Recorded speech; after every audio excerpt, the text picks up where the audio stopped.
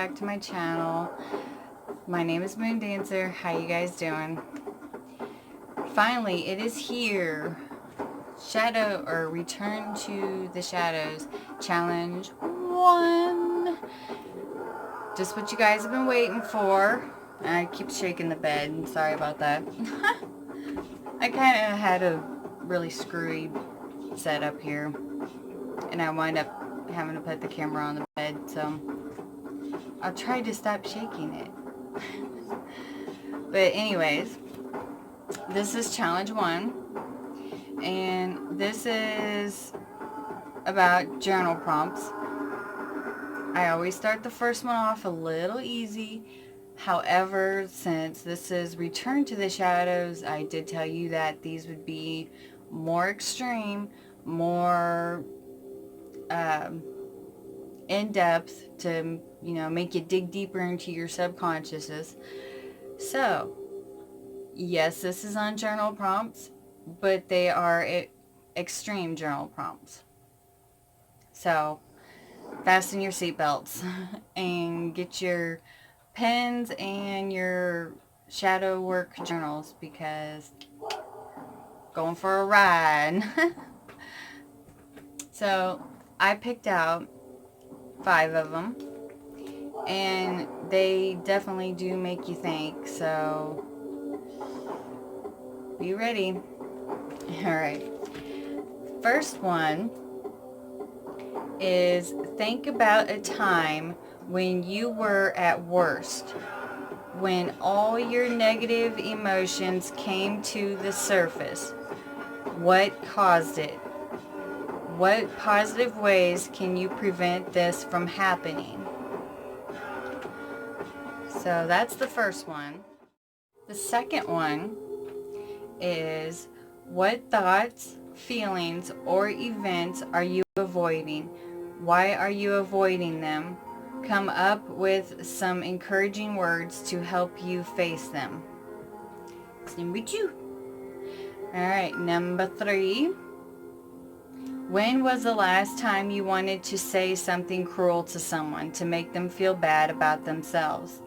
What were you feeling? What are things you can do to prevent this?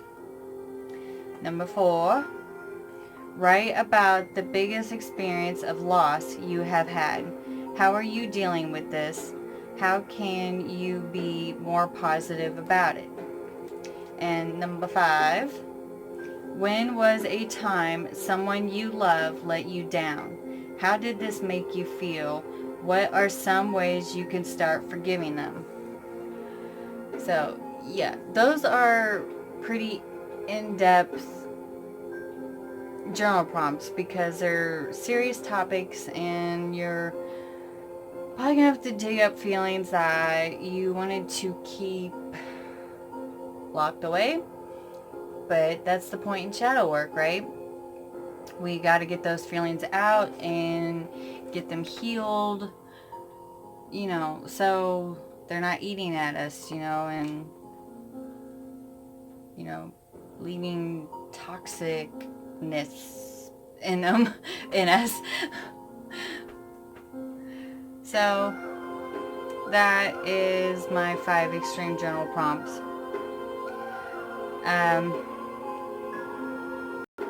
To answer them for you guys, from me. The first one, I think a time when I was at my worst, was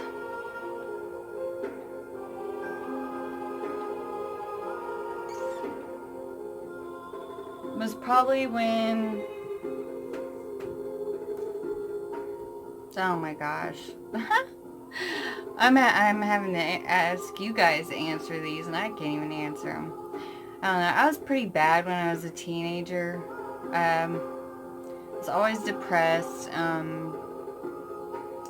Didn't really think too much of myself.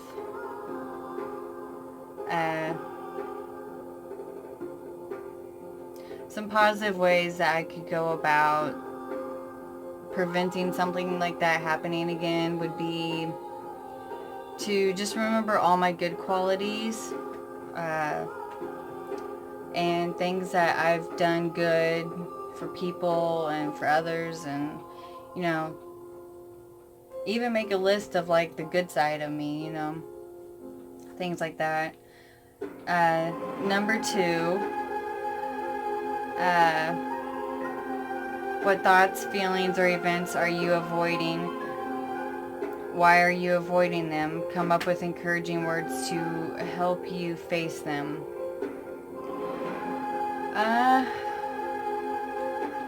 I don't really know if I'm avoiding anything at the moment. I know like the last couple of weeks I've been pretty upset with myself. So I'm trying to get through that, and I feel like I've kind of let everybody down. So that would probably be one thing that I've been trying to keep bottled up. So, number 3, when was the last time you wanted to say something cruel to someone to make them feel bad about themselves? What were you feeling? What are things you could do to prevent this? Here recently, somebody that I cared about hurt me pretty bad, hurt my feelings, and I wanted to lash out, but I chose to walk away instead. They said some pretty hurtful things, but I just figured there was just no point in making it more than what it was, than it already was.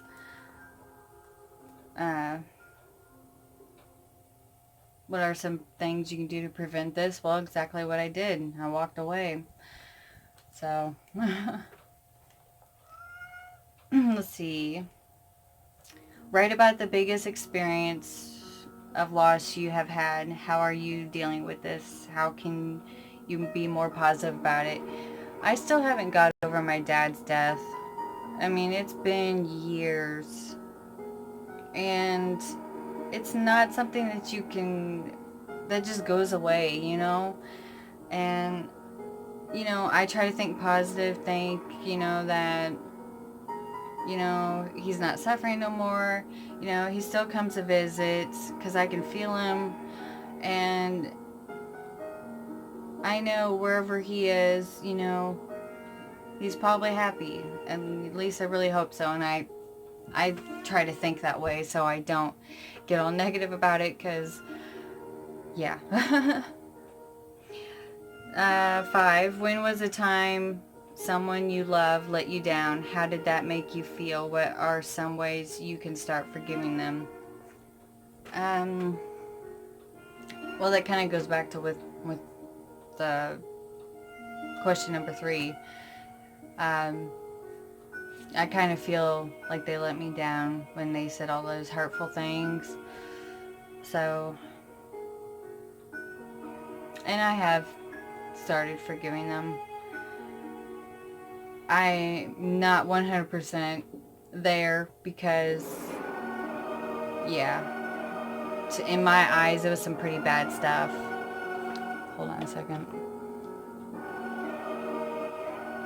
I think my background music's just a little too loud. So those are my answers. I know they're pretty vague, but if you check out the blog posts in one of my aminos that I'm in, there'll be more in-depth, more, you know, description of, well, the whole exercise. I hope you guys like challenge 1, and I hope it helps. I know things are going to get pretty serious, but that's the point in shadow work, you know, to heal yourself and get all those out. So I hope you participate and stay tuned for challenge number 2. Don't forget to dance under the moon.